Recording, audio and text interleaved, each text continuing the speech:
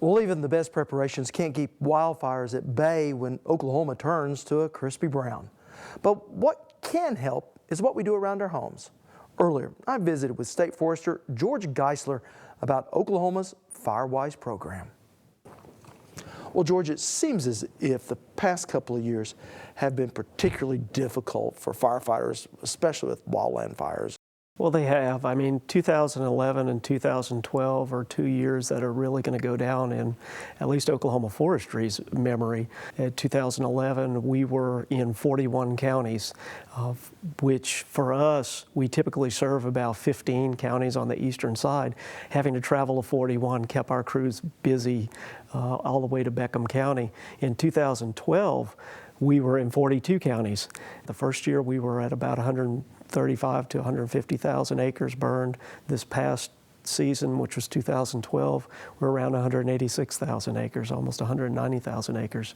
So we had a lot of firefighters that were on the road for weeks at a time and driving a lot of mileage.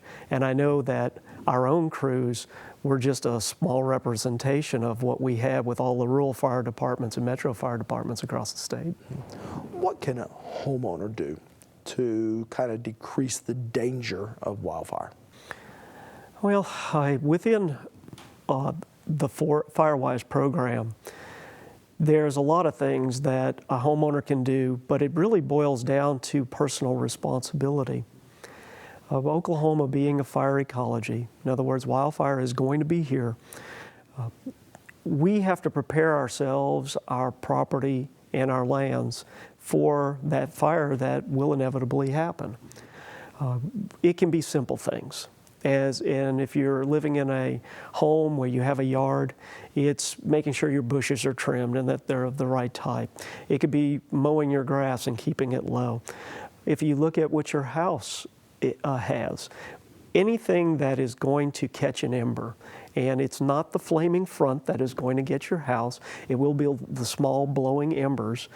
So your E-vents being properly screened, or the weep holes in the foundation of a brick home, or even where two sections of roofs mesh together, there might be a tight seam and it would collect embers. Those are the things that are going to inevitably cause a house to ignite.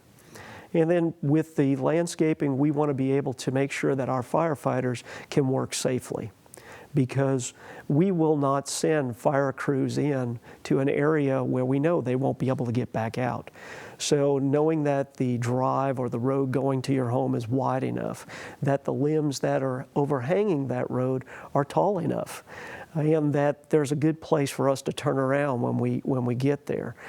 Those are some of the basics that can be there, just so that a firefighter can get in and get out if the situation arises. Is there a rule of thumb on how far back you need to have trees and maybe foliage from a home? Well, we work in zones, and the first 30 feet away from your home, you don't ever have to go without a shrub or ever have to go without a tree. But the idea is to make sure that that area is as fire resistant as possible. There are types of shrubs that, due to their normal high moisture content, are more resistant to fire. You wouldn't want to put something that has volatile oils like the creeping juniper or something like that along your home. If you go out about 30 feet and you start limbing up your trees, so just get clearance. It's the fire that creeps along the ground, that's not going to do anything. But when it gets up into the crowns of the trees or in the actual foliage of a bush, that's getting into what we in firefighting term ladder fuels, which will bring the fire off the ground, up into the crowns of the bushes and trees, and actually increase the intensity and the amount of embers that are blowing. So by pruning your shrubs up about 6 feet or so, and then putting spacing between the trees, just so that the crowns are not touching each other. Maybe give 4 or 5 feet of clearance. And then just continuing out from that 30 feet to 100 feet, continuing to do that type of work to where you do have an area around your home that's been treated, that's probably a 100-foot diameter circle around the structure. Doing this work, can it help with your home insurance? Well, becoming Firewise is something that a lot of insurance companies are looking at. If you look out west, there are insurance companies today that go out and inspect homes to make certain that they are Firewise. Firewise is the brand name, if you want to call it, but defensible. And so they will look for what I described as the pruning and the types of plants that you have, but they'll even be looking at the structure of your home for the screening or for its design, and they'll also be looking to see if you clean out your rain gutters and make sure that there's no leaves and shrubs. There have been cases where if it was deemed not to be defensible, the insurance premiums have gone up. Or in some of the most severe cases, homeowners are dropped from insurance because their home is deemed not defensible. Now, I know you deal mostly in rural areas, but as, what did you call it, the urban wildland interface, but as we see people moving outwards, do those tend to be more at risk than maybe some traditional agricultural places? Yes, if you look at around major communities where homeowners are moving into these wildland urban interface areas, they're typically living on 1 to 20 acres. They are not agricultural producers. In other words, they're not out there typically grazing the land or growing crops. And what happens is that the lands that are typically grazed or in crops, they're much more resistant to wildland fire. So these landowners that are moving in, they don't have that agricultural background, and so they're kind of at a loss as to how to maintain this now large yard that they have.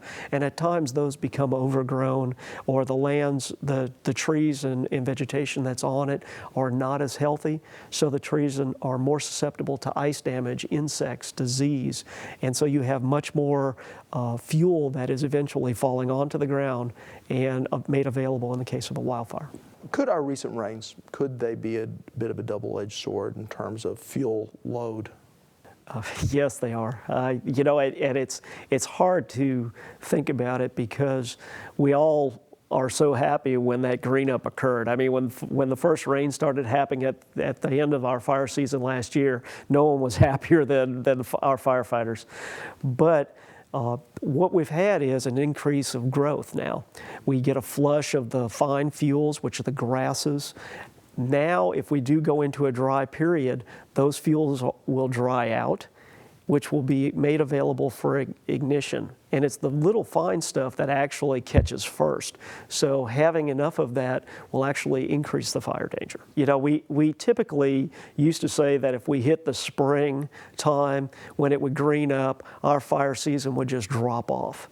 And while this year we've actually gotten the rains, the past 2 years we've been in a kind of a continuous fire season. And the only thing that did stop it were the small showers that would come in, but we never were breaking that drought cycle that we really needed, because at one point during the summer of 2012, the average tree that was lying on the ground out there was actually drier than what most people burn as firewood in their fireplace.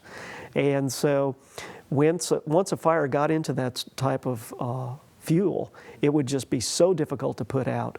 But now with these recent rains, what we're seeing is we're not getting the ignitions to even get it to that large fuel, because if you think about it, it grows from the smaller to the gradually larger stuff as heat builds up. And so without the finer fuels that are dry, we're not getting the ignition, so we're not having the fires. So we're happy. Good. Well, certainly an important subject, and George, I certainly appreciate you being here. No problem. Thank you. All right.